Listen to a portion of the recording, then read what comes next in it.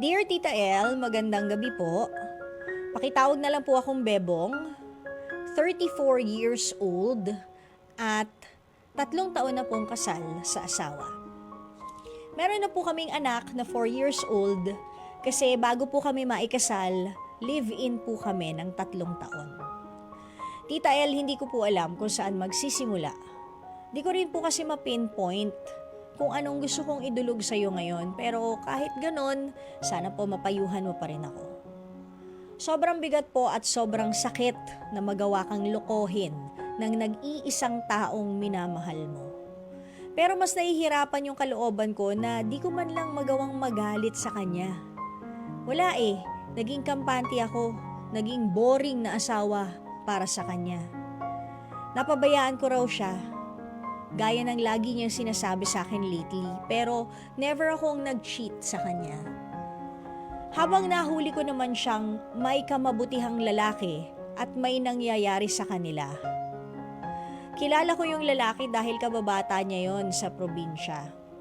Kasal na rin at may pamilya.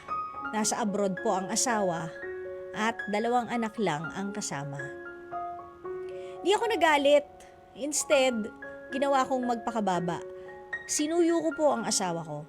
Nagmakaawa akong sabihin niya sa akin lahat ng mga pwede, dapat at kaya kong gawin para lang maayos namin to unti-unti. Di ako nagmamadali. Sabi ko, basta makabalik kami sa maayos naming pagsasama. Pero hindi na niya raw po ako mahal, Tita El. At inaming mahal na raw niya yung lalaki. 3 months na pong ganito ang setup namin. Magkasama lang sa isang bubong pero hindi po kami nagsisiping at hindi kami magkatabing matulog. Tuwing tinitingnan ko siya, naiiyak na lang ako basta.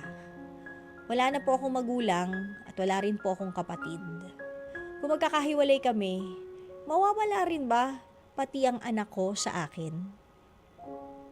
Hindi ko po kaya, Tita El. Ang bigat na. Ano po ba ang dapat kong gawin? Maraming salamat po, Bebong. Bebong.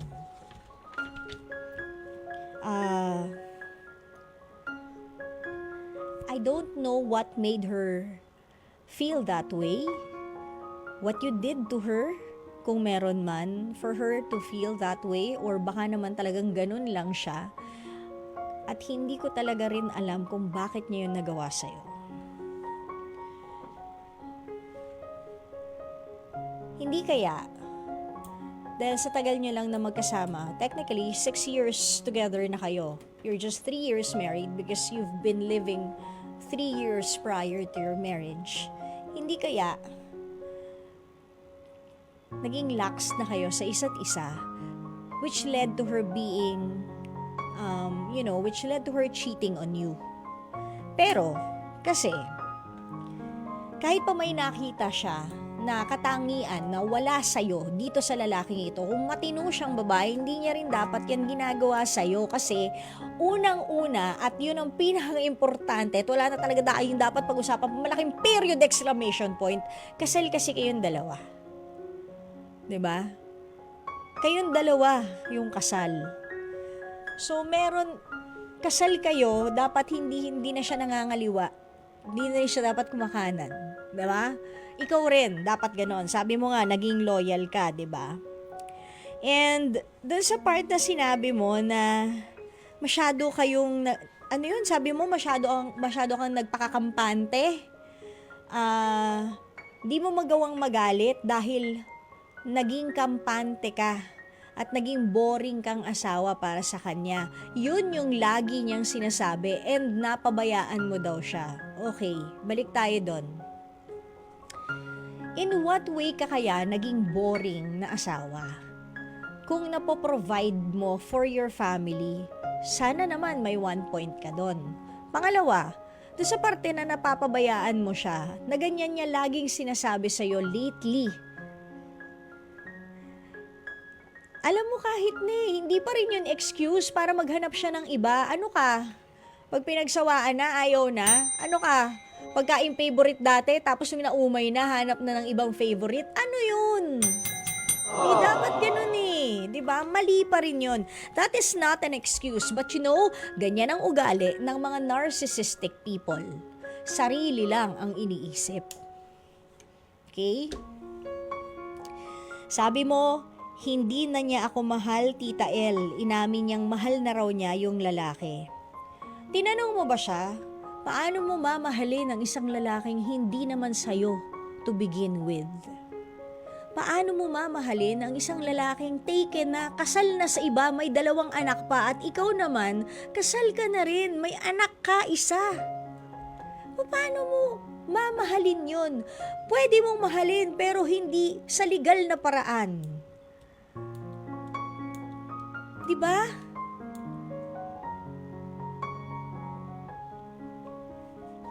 Balik tayo doon sa kasal na kayo.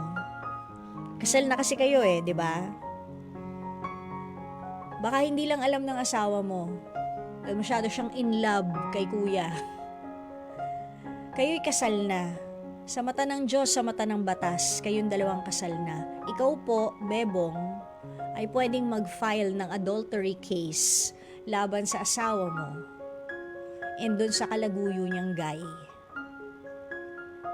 Kapag napatunayan, kulong 2 to 6 years ang imprisonment. And the custody of the child will forever be yours kasi si ate mo ay may criminal record na.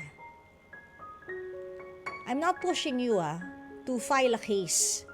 I'm just stating that because ikaw ang kasal sa asawa mo, maaari kang mag-file. Nasa sayo yon dahil ikaw ang legal na asawa. Bakit ka nagpapatalo? Claim what's yours.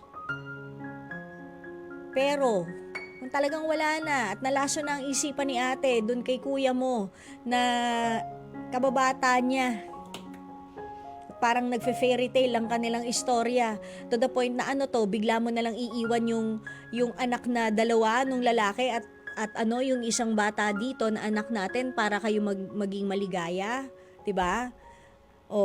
Kung talagang ganon, o kaya kung sinama niya ang anak mo, hindi naman pwede na wala kang visitation.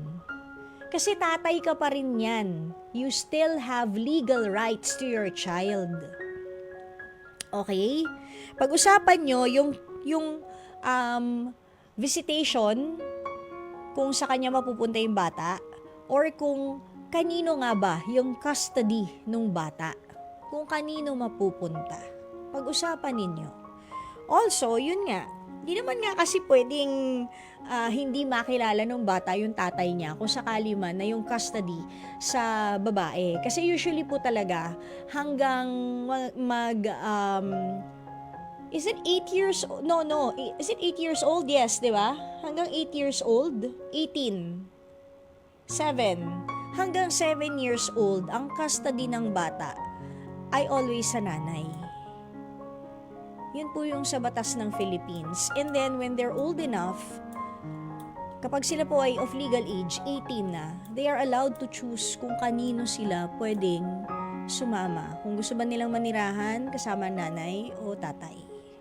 Yan yung batas sa Philippines. But Bebong, I just, I couldn't imagine how you feel right now because hindi man siguro pareho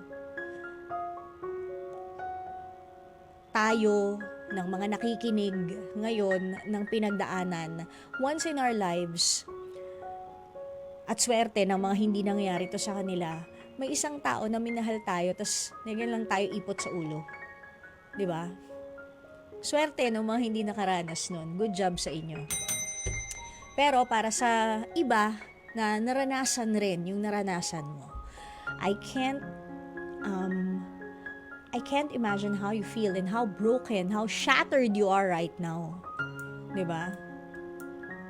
So sana lang Bebong, isang araw kung na-sort out na lahat to, yung problema ninyo, and probably you're moving forward without her, sana makahanap ka ng mamahalin ulit kapag naging annulled na yung marriage nyo. Kasi wala pa yung divorce eh. Hindi pa tapos eh. Hindi pa. Wala pang divorce sa Philippines. Sana makahanap ka ng babaeng magmamahal sa'yo ng tunay at tapat. At kung hindi man, sana yung anak mo, yung baby nyo, ni ate girl, sana mahalin ka niya. 'Di ba? Sometimes, single parents, they can go on without having partners because they have their children. Their children are their strength. So, bebong, humugot ka ng lakas sa anak mo. Tingnan mo siya. Sipin mo, kailangan mabuhay ang batang ito nang hindi siya incomplete as a person. Nakilala niya dapat ang nanay at tatay niya. Okay? So, smile na, bebong. Demanda natin. And if worse comes to worse, ipatulfo natin siya.